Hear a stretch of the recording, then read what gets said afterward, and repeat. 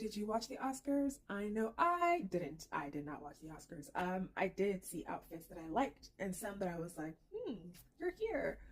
But I noticed Omar Apollo. I don't know a whole lot about Omar Apollo, but I know that he makes music.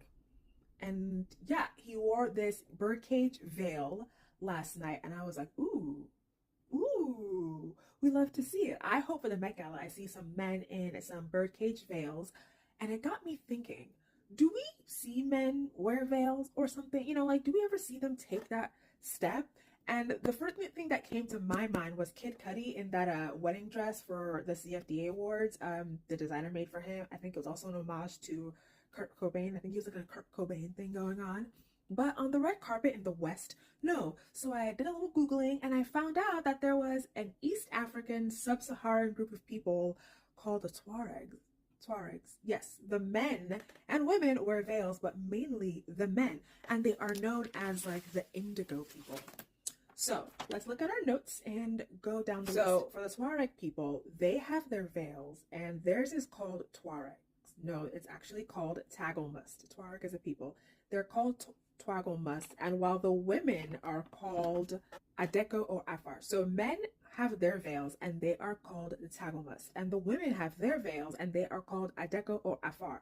For the Tuareg people, the men get their veil I saw at the age of 20 and I also saw at the age of 25. If you are familiar with that culture and want to help me out, drop that in the comments. I'm listening.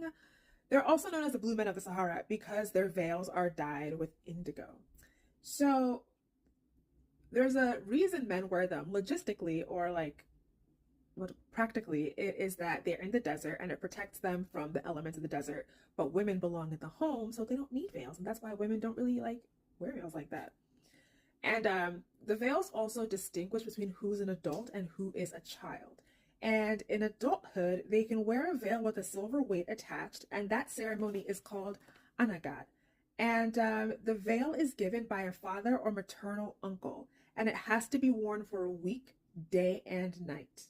Amazing. It's so interesting because I studied sociology and anthropology in college, and I've always told people like, oh no, fashion has so much to do. And I didn't really understand it even when I was saying it. I just knew that I felt it. And I'm Nigerian, so I knew that it meant something. And it's just so fascinating to me that just a little question about Omar Apollo's look got us all into all of this.